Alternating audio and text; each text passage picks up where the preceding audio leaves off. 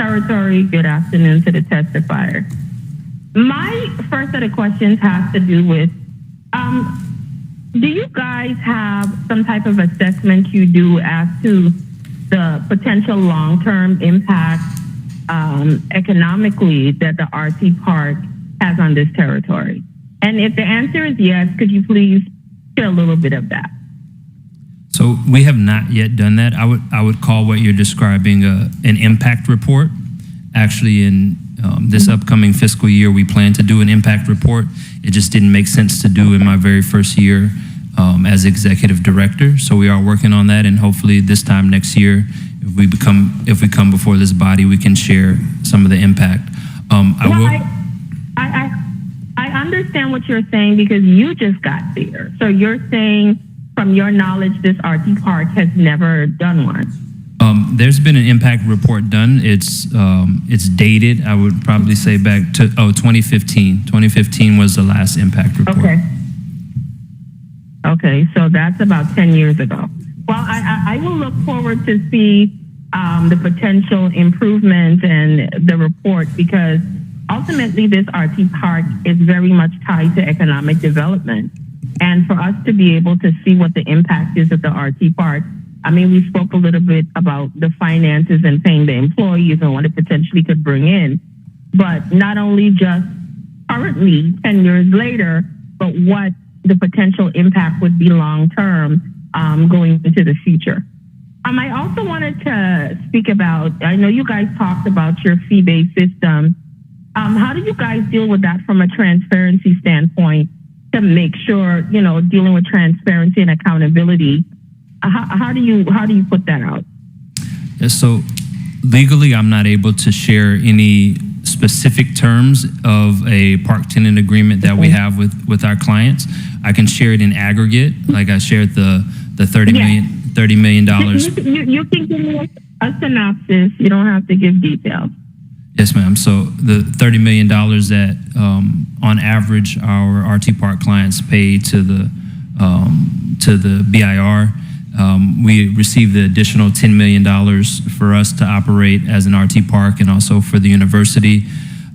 Every year during our compliance review, we ask the companies to present us with other, whether it be charitable donations, sponsorships, other things that they've done in the territory, and this will be a part of our impact report.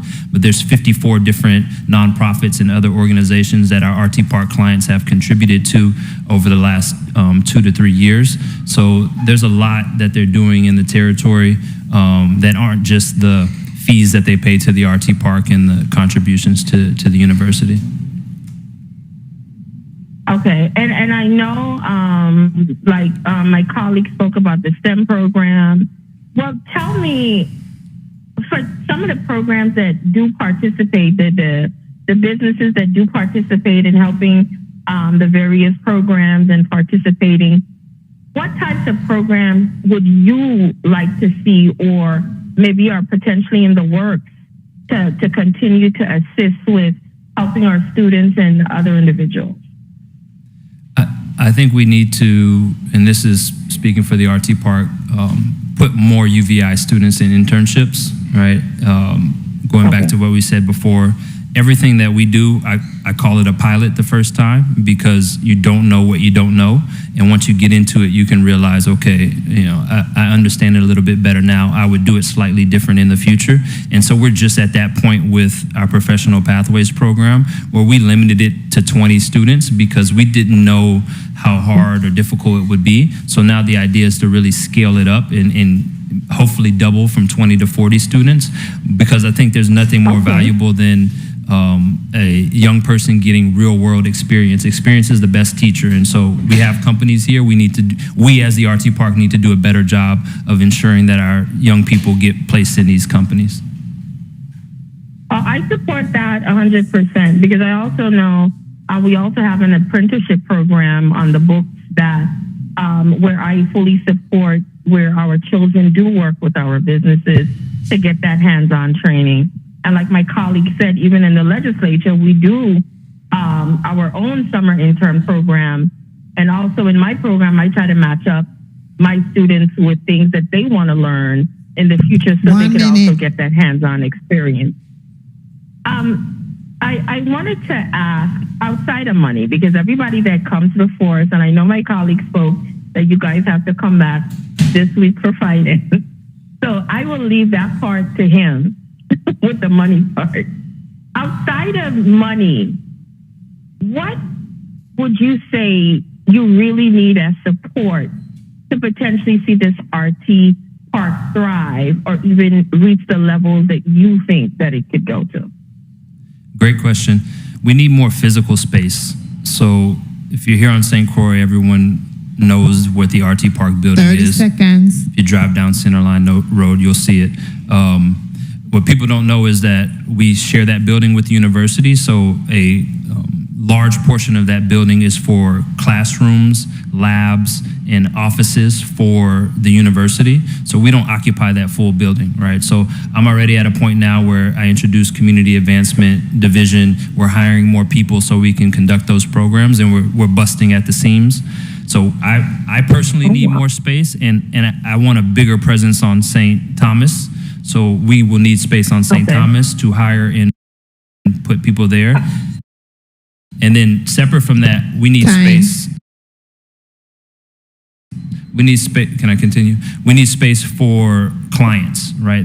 I mentioned this Hub Zone company that came here. One of the biggest headaches we had, and my deputy executive director spent days working with him to try to help him find office space. And that's just not a good experience. If I could say, look, you can lease here for 12 months, just pack your bags and come and move. It's just a much more seamless process. And so if we can get more physical space as the RT Park, we would be much better off. Well, thank you. Mr. Chair, I heard time. Could I just quickly wrap up? Yes, please continue. Thank you. I'm happy I asked that question because some of the things you just laid out are very, very significant and important to the potential growth of this RT Park. I mean, for a small group that is bringing in millions upon millions of dollars, some of the things you spoke about, I would assume was standard with you guys. And I do appreciate us potentially looking into maybe, like you said, having a space where they could just come and set up almost like an incubator area, and then they could gradually transition out after that 12-month period. So I look forward to potentially seeing some of these proposals sent to us, because if we are serious about economic growth and we potentially see that this RT Park could assist with that, I think those are the areas as a government we have to really start tapping into and focusing on for long-term investment and growth of our economy here in the territory. Thank you, Mr. Chair, and thank you, testifiers, for your response. Thank you very much, Senator Alma Francis Heiliger.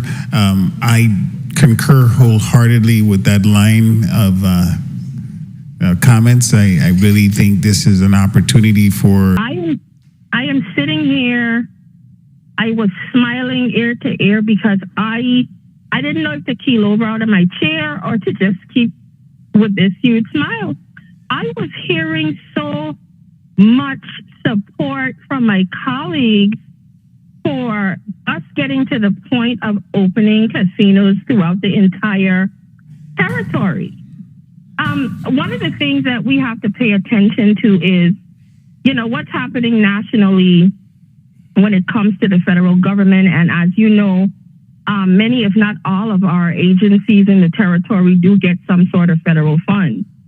So we have to start revamping some of our laws and tapping into laws that we could tweak to make sure that we are starting to rely on ourselves to bring more revenues into our territory.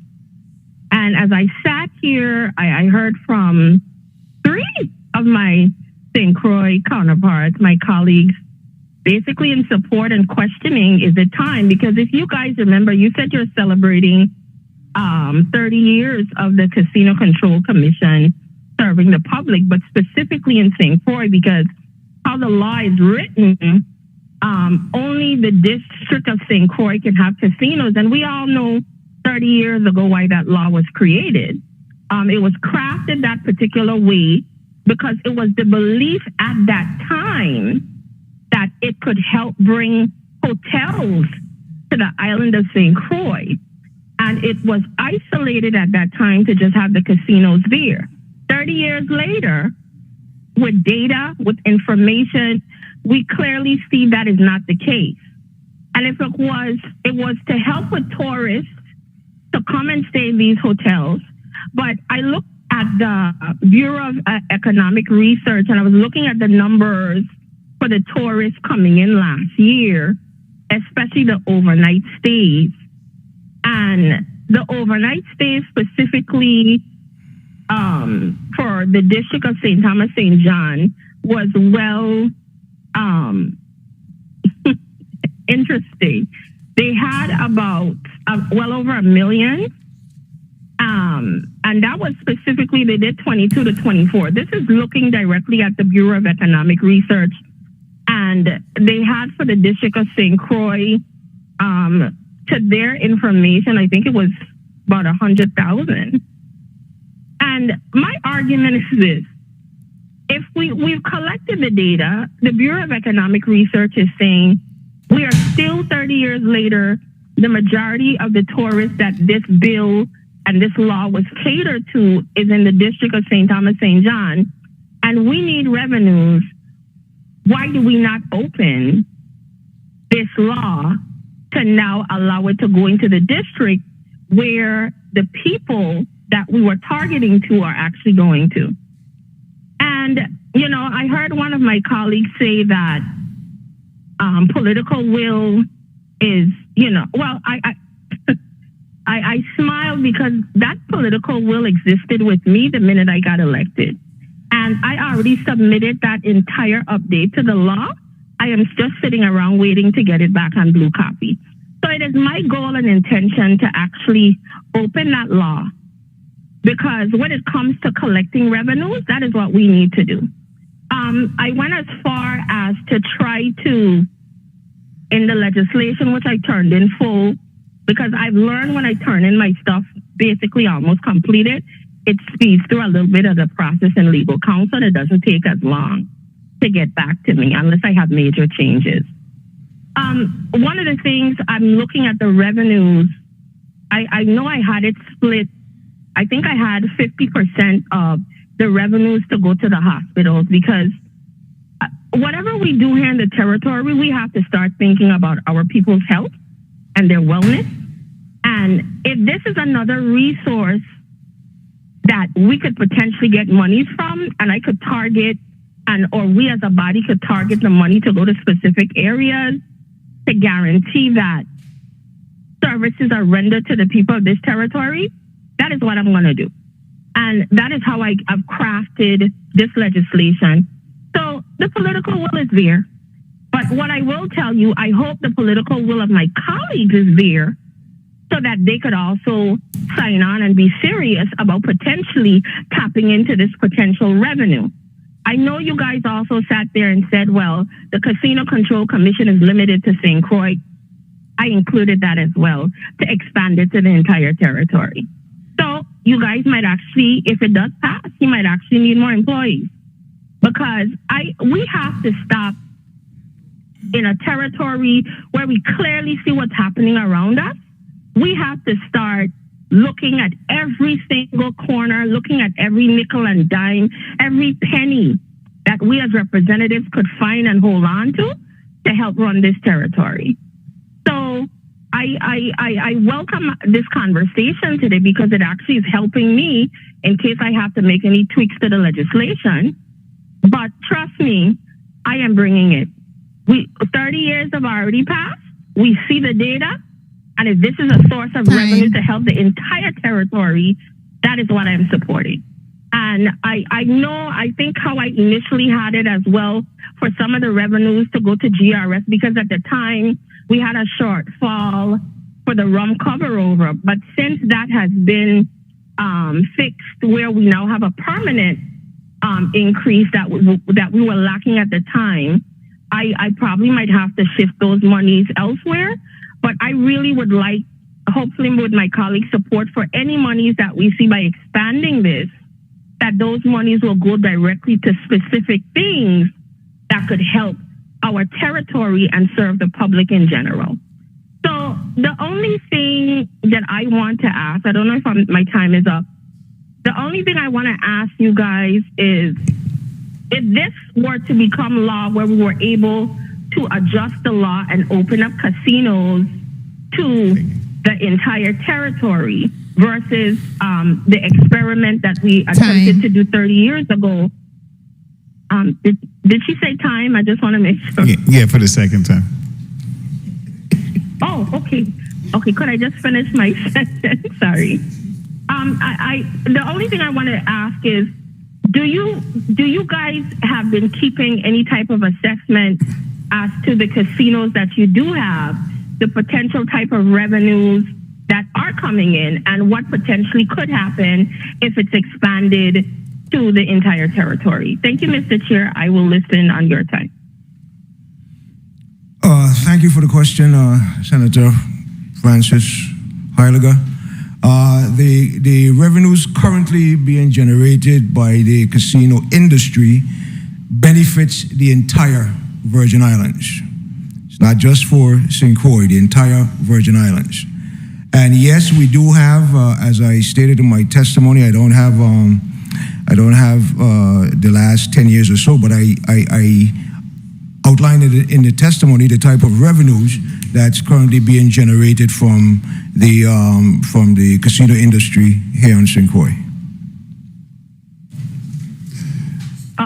Okay, thank you so much for that response. And I am aware that the funding coming in benefits the whole territory.